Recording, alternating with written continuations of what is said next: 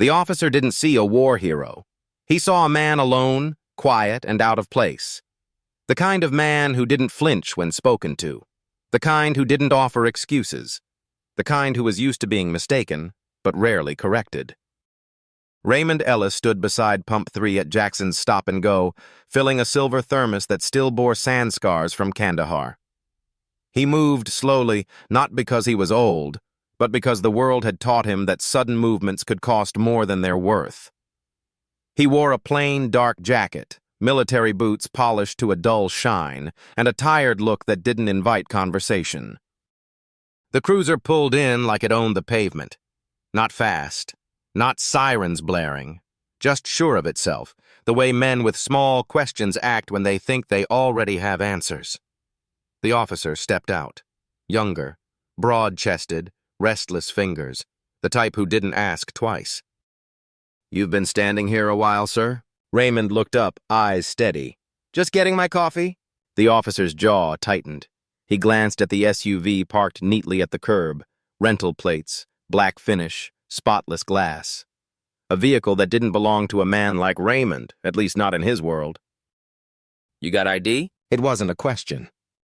Raymond handed it over. Nothing fake. Just the truth, wrapped in layers they wouldn't know how to read. The officer squinted at the card, then tilted it toward the light like he was waiting for it to confess something it didn't say. A second cruiser arrived, then a third. No one said anything about a call. No one mentioned a report.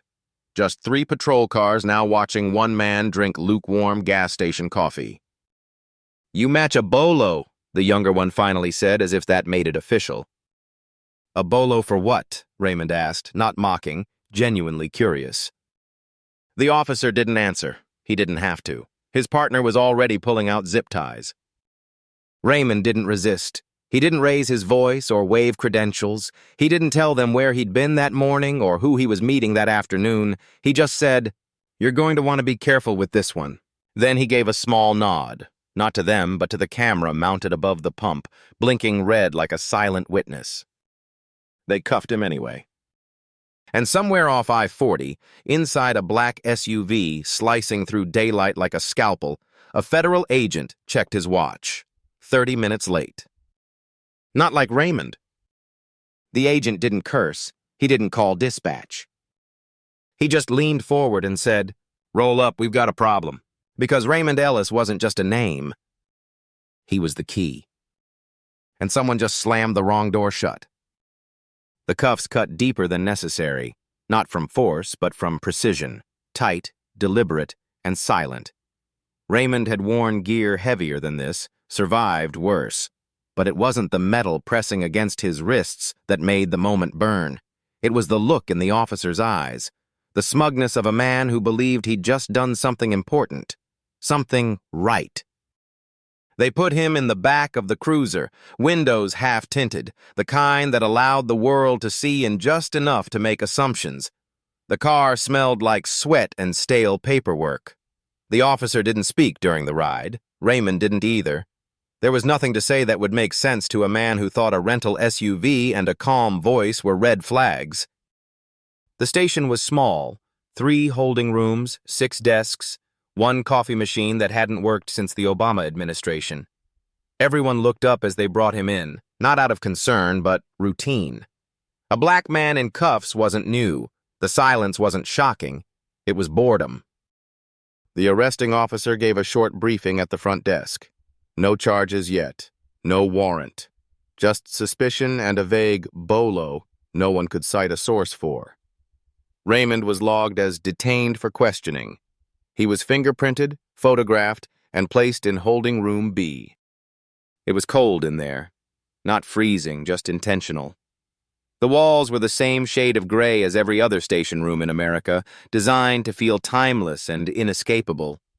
A flickering light above him hummed faintly, like a wasp stuck behind plastic. Raymond sat on the bench, hands still cuffed. He leaned back slightly, letting the chain between his wrists hang just loose enough to hear it click if he moved.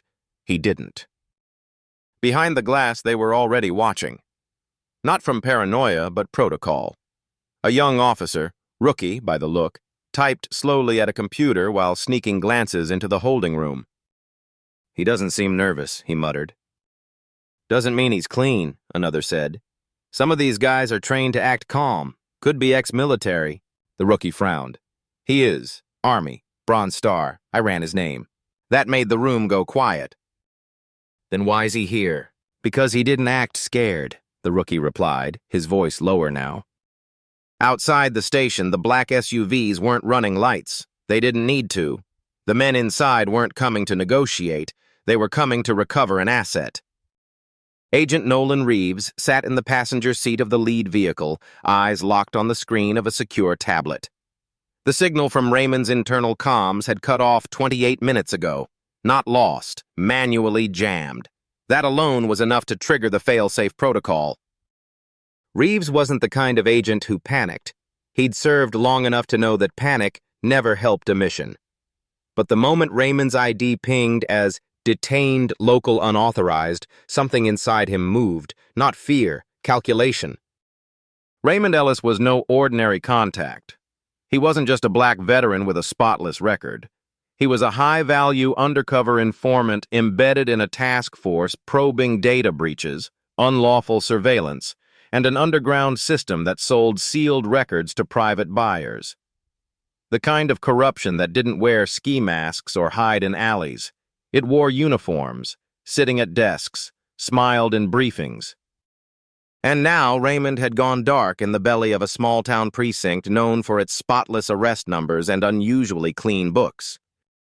The car slowed as they approached the last turn before the station. Reeves adjusted his suit jacket, checked his watch, and tapped the driver's shoulder.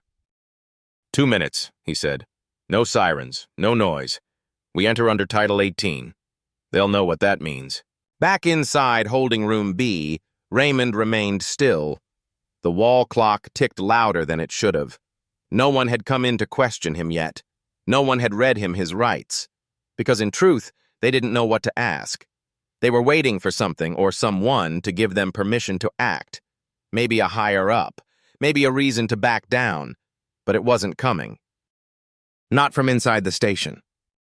And not fast enough.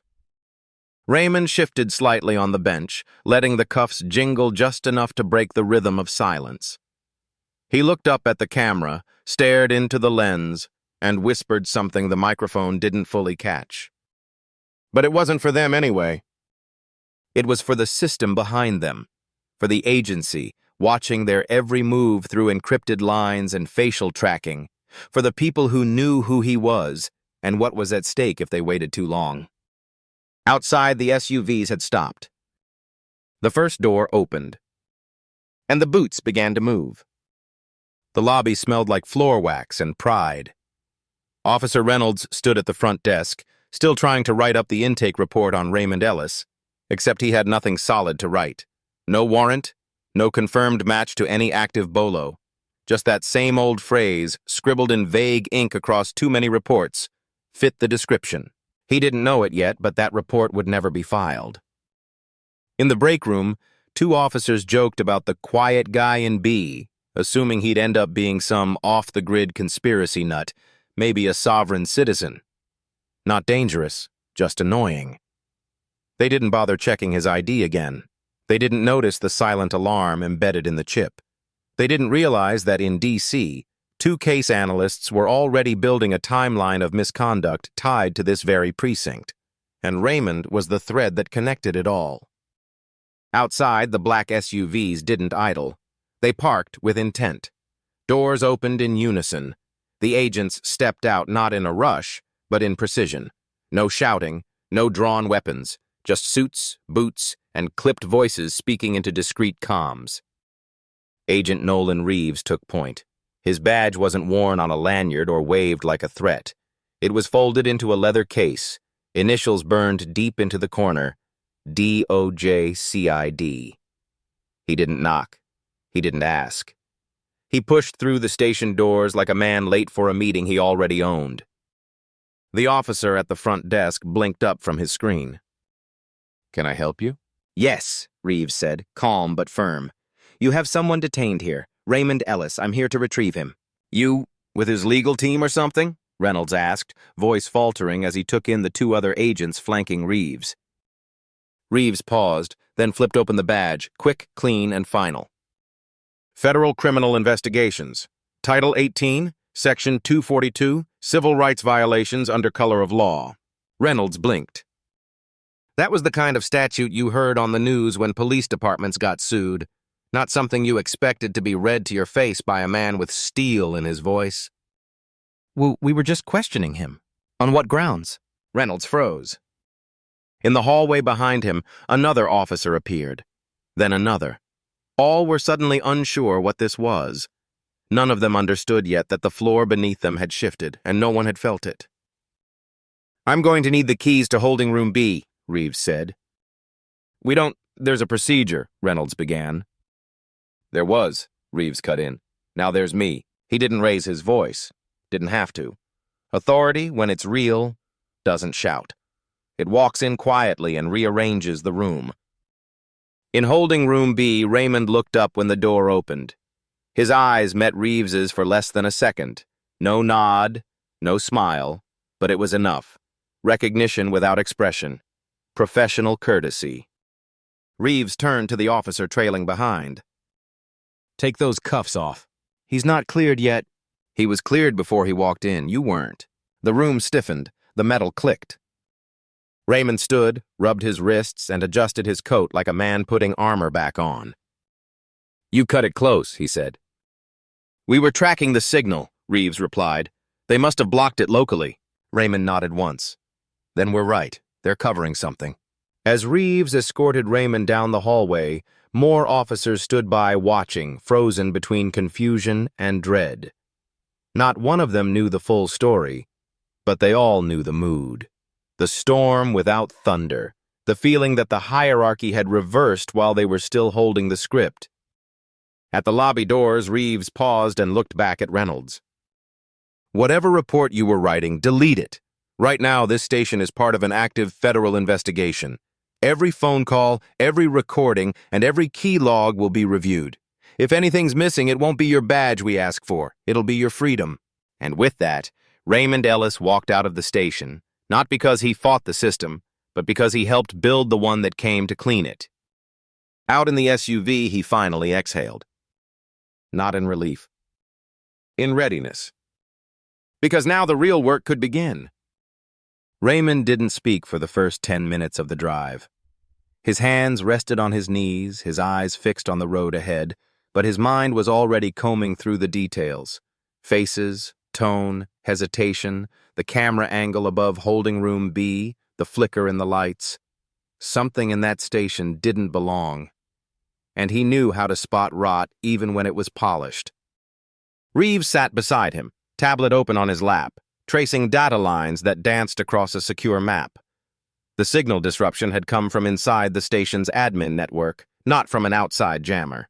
Someone had manually silenced the uplink. That was climax number 1. They hadn't just cuffed the wrong man. They'd silenced the right one. What's the badge count on that station? Raymond asked. 10 sworn, 4 civilians, 2 part-time, and a shared dispatch center with the county. Raymond nodded. That's enough to bury a file. And that was the point. Their investigation wasn't about one bad cop. It was about a system that knew how to scrub its own crimes clean. But this time, they'd left a print.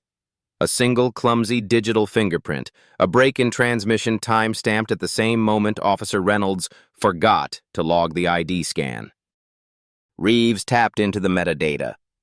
That network terminal belongs to Sergeant Marcus Doyle, internal IT supervisor. His login disabled your uplink. Why would a patrol sergeant have clearance for that? Raymond didn't answer.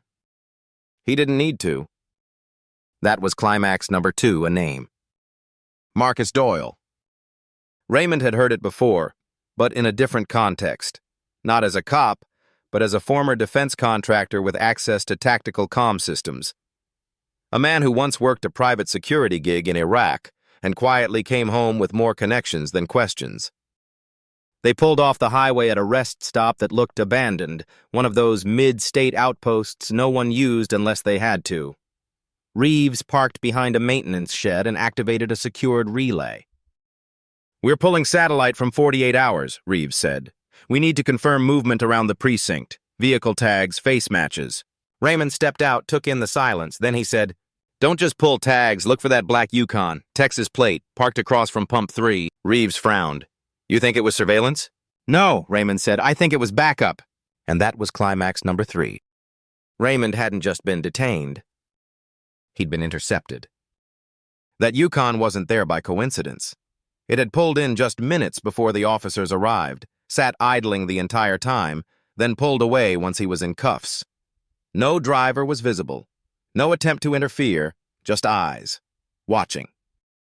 Reeves ran the plate through 2 federal systems. The tag came back expired, fake. But deeper in the back end, buried in contractor logs, the ID pinged to a former subcontractor with DHS clearance, revoked 3 years ago. Climax number 4, the precinct wasn't operating alone. They were covering for something or someone bigger.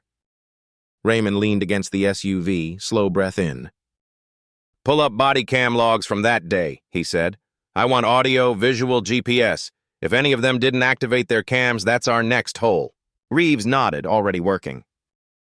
10 minutes later, the data came back. 3 officers are on site. Only 1 cam is fully engaged. The arresting officer's camera was manually deactivated 22 seconds after contact. The timestamp matched the moment Raymond said, "You're going to want to be careful with this one." Climax number 5, they shut it off on purpose. Raymond's arrest wasn't mistaken identity. It was containment. Someone didn't want him showing up to his scheduled meeting with a DOJ handler. Someone who had access to both local law enforcement and contractor-level intel movement. Reeves turned to him. They tried to erase you. Raymond looked away. Then we pushed louder. Before they left, Raymond opened his secure notebook, a black leather case with 0 connectivity, no GPS, no digital exposure. Inside was a printed list, 4 names. None of them are officers. All of them government employees tied to a contracting group dissolved in 2017, only to reappear under a new LLC shell last fall, headquartered less than 10 miles from the station. Climax number 6. It was a clean shell. A laundering operation using the credibility of law enforcement to collect and sell sealed case data, expunged records, sealed juvenile files, military court documents, all trafficked to private buyers who used the information for illegal surveillance, leverage, or discrimination in housing and employment. Raymond had seen it before. He'd testified about it in closed session 4 years earlier. But this time the rot was closer, and they had touched him directly. "Give me the audio line to the DOJ task force," Raymond said. "I'm ready to confirm target escalation." Reeves didn't question it. He flipped the switch, patched him in. Raymond's voice was calm, direct, like a man reciting his own eulogy. "This is Ellis. Code 4, Sierra 1. Mission was compromised at 1042 local. The target location has operational bleed. Station staff are non-isolated. I am escalating under the National Threat Protocol. Prepare to activate internal indictment process." Climax number 7. A sealed federal indictment had just been triggered. The kind that unpacks slowly, feeding names one by one to legal teams already waiting in 4 separate states. Back in the SUV, Raymond pulled up a map. A red dot glowed over the town they'd just left. But 3 more dots began to flash, connected precincts that shared case routing software. All of them are under review. All of them had passed arrest reports through the same internal server in the last 72 hours. Climax number 8, it was coordinated. Not just corruption. Infrastructure. The sun was setting, casting a long amber streak across the windshield as the SUV merged back onto the highway. Raymond sat in silence, eyes scanning the digital map now pulsing with red indicators, each one a node in a network that wasn't supposed to exist. 3 precincts, 1 server, and a data trail that linked juvenile expungement logs to third-party buyers with no judicial clearance. Climax number 9 was hiding in the plainest place possible, traffic court. Reeves pulled up docket metadata from one of the linked precincts. Every dismissed misdemeanor over the last 6 months had been routed through a shadow review system, one that didn't appear on the official state judicial portal. A software bridge disguised as a printer queue had been scraping sensitive documents and funneling them into a private FTP cloud. IP addresses pinged off relay nodes in Georgia, Arizona, and one final hop, Dubai. Raymond stared at the code on the screen, jaw tightening. He'd seen this before. Not in war. In Washington. He tapped the screen. That protocol ID, who authorized that? Reeves hesitated, then ran the string through a private DoD authorization tool. The name that popped up wasn't just familiar. It was someone who had sat across from Raymond 3 years ago in a classified committee hearing.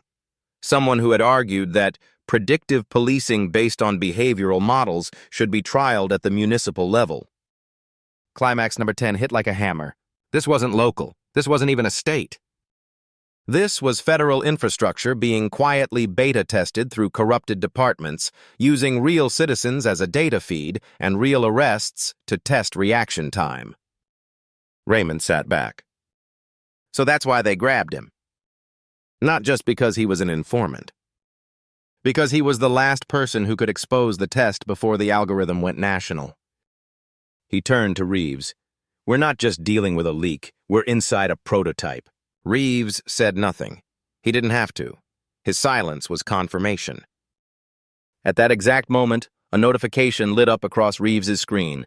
DOJ Internal Review Team requesting field confirmation. The agency had caught up. And now the room was listening. Raymond took the mic again. This is Ellis. Code escalated to Tier 3 federal breach. Evidence confirms the predictive enforcement trial is unauthorized and active. I am invoking Title 18, Section 241 and 242, conspiracy under color of law, civil rights deprivation, recommend immediate lockdown on precinct clusters Delta 7 through Delta 9. The reply came through instantly, flat-toned, final. Confirmed, you're greenlit, hold position. Raymond locked eyes with Reeves. We need to go back. To the station. To all of them. He wasn't just trying to escape anymore, he was hunting. The officer who cuffed him, Reynolds, he wasn't the architect, but he was a gatekeeper. And gatekeepers often know more than they realize. They returned to the town under a sky dipped in early blue. The station, now quiet, stood like nothing had ever happened. But something had. The digital forensics team had already been dispatched. Their job was to copy everything, disrupt nothing. But Raymond's job was different. He stepped through the doors, not as a suspect, not as a victim, but as the investigator they never saw coming. Reynolds stood at the back, trying to look busy. He looked up when Raymond entered, then froze. It was the look of a man who realized too late that the power dynamic had flipped completely. Raymond didn't raise his voice. He simply stepped closer and asked one question. Who told you to turn the cameras off? Reynolds opened his mouth, but nothing came out. Raymond waited. And then added more slowly, you weren't supposed to even be on duty today. That was true. It was in the logs. The shift change was faked. The normal supervisor was mysteriously called out. Reynolds had covered, because someone told him to. Raymond kept going. You got a call that morning, an untraceable line. They told you there was a suspect matching my description near Pump 3. You didn't verify. You didn't ask why a federal-level match came through a local alert system. You just showed up. Reynolds blinked. You're not in control of this anymore, Raymond said. But if you want to be on the right side of the report, now's the only window you'll get. Reynolds hesitated, then said 2 words that cracked the investigation wide open. Sergeant Doyle. Raymond nodded. The same name from before. The IT supervisor, the former contractor, the man whose clearance should have been revoked, but who had built the very access system being used to scrub identities and test behavioral flagging in real time. Doyle hadn't just silenced Raymond's transmission. He designed the trap. And now Raymond knew exactly where to go next. Reeves stepped in from behind, holding up his phone. We just got a hit. Doyle's badge pinged at the 2nd precinct, 30 minutes ago. He's on the move. Raymond didn't smile. He didn't have to. The game had just changed. Not because they found the man behind it, but because the man behind it finally knew someone was coming. The storm was no longer theoretical. It had boots on the ground. And this time, they weren't cuffing the wrong man. They were coming for the right one. They found Doyle exactly where Raymond expected, not hiding, not running, teaching. The second precinct looked smaller than the first, tucked beside a municipal building with a community outreach banner still hanging from the summer. But what it lacked in size, it made up for in silence. The kind of silence that comes when everyone inside knows not to ask the wrong questions. Sergeant Marcus Doyle stood behind a podium in the training room, running a session on predictive risk flagging. 5 officers sat in fold-out chairs, nodding along as he walked them through a software demo that tracked behavioral anomalies using heat maps, prior arrest patterns, and GPS data pulled from patrol units. He was selling it like it was the future. He didn't see Raymond walk in. He did, however, freeze when he heard Raymond's voice. Curious how you're training officers on a system that doesn't exist on record. Doyle turned, slowly, like a man walking into his own obituary. His smile was too wide. Agent Ellis, I was wondering how long it would take. Raymond didn't smile back. You weren't supposed to be here? This town, this badge, this tech. None of it should have made it past the 3rd draft review. And yet here you are rolling it out like it's public policy. Doyle motioned for the officers to leave. They didn't move. Raymond continued. You hijacked precinct networks and installed a behavioral surveillance system without federal oversight. You scrubbed sealed records, flagged civilians based on facial heat maps, and instructed officers to act on likelihood, not evidence. Doyle shrugged. It works. It's illegal. It's efficient. Raymond stepped closer. It's a conspiracy under the color of law, and it's over. Doyle looked around, realizing too late that the room was no longer loyal. 2 of the officers who had sat listening now stood beside Reeves. One held a recording device. The other, a DOJ warrant. Reeves handed it over. Marcus Doyle, under authority of Title 18, you're under arrest for unauthorized access to protected federal data systems, unlawful surveillance, and civil rights violations. You have the right to remain silent. You should use it. Doyle laughed, but it didn't sound like victory. It sounded like disbelief. You think this stops with me? He said. You think I'm the top? No, Raymond replied. You're just the first domino. And that was the real twist. Doyle wasn't the architect. He was the rollout specialist, the beta tester. A man hired not to think, but to execute. The blueprint came from higher up. A private analytics firm tied to 3 federal contracts and 4 shell LLCs. Raymond knew the names. He'd seen the invoices buried under consulting fees and predictive performance studies. But Doyle had the proof. And he was arrogant enough to keep it. In his office, through a back hallway they almost missed, was a terminal, offline, air-gapped, protected by biometric access and a fail-safe designed to wipe on intrusion. But Raymond wasn't there to break it. He was there to watch Doyle do it himself. Open it, Raymond said. You don't have jurisdiction. You already lost that argument. Reeves handed Doyle a tablet. It was live, connected to an agent in D.C. who was watching every keystroke. The second Doyle logged in, a mirror capture cloned the drive. That's when the real data came through. Contracts, time-stamped emails, internal memos referencing target conditioning, risk score overlays, and post-arrest data repackaging. It was enough. Not just for one indictment. For dozens. That night, Raymond sat in the back of the SUV as they drove toward federal intake. He stared out at the lights flickering past the window, not as a man relieved, but as one remembering what it cost to get here. His name would be buried in the case summary. His role was scrubbed from public record. That was how it worked. But he didn't care. Because the system that tried to bury him just exposed its own throat. And he'd made sure the right hands had the knife. 3 days later, the news broke. Not with sirens or headlines in red font, but with a quiet, unsettling headline that crawled across the bottom of the screen during a Tuesday morning broadcast. DOJ opens probe into predictive policing pilot, multiple arrests in rural departments. They didn't name Raymond. They never would. But those who needed to know already did.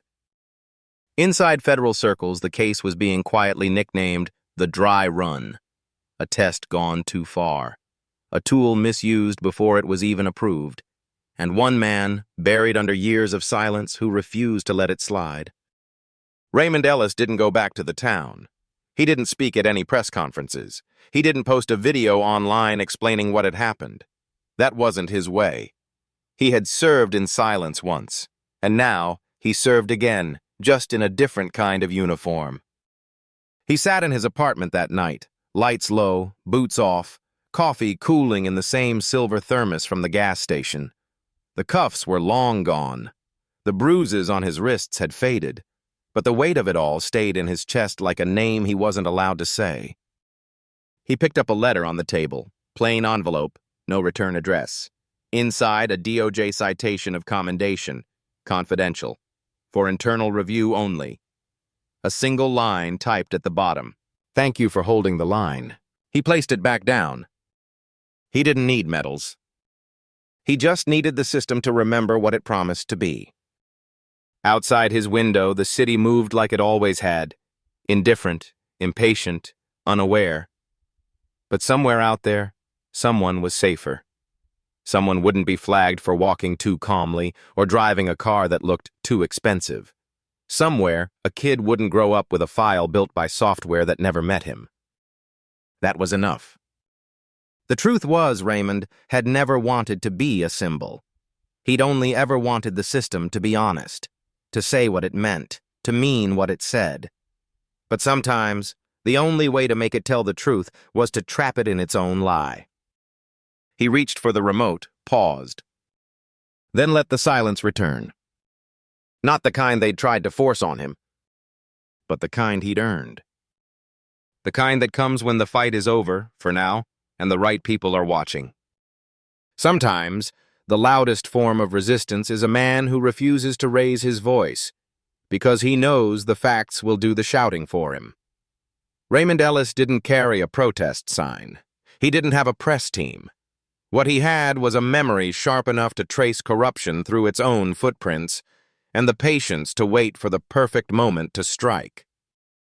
And when that moment came, he didn't flinch. He moved. Because justice doesn't always arrive in headlines or hashtags. Sometimes it wears old boots, keeps receipts, and takes notes on who locked the door when they thought no one would ever knock.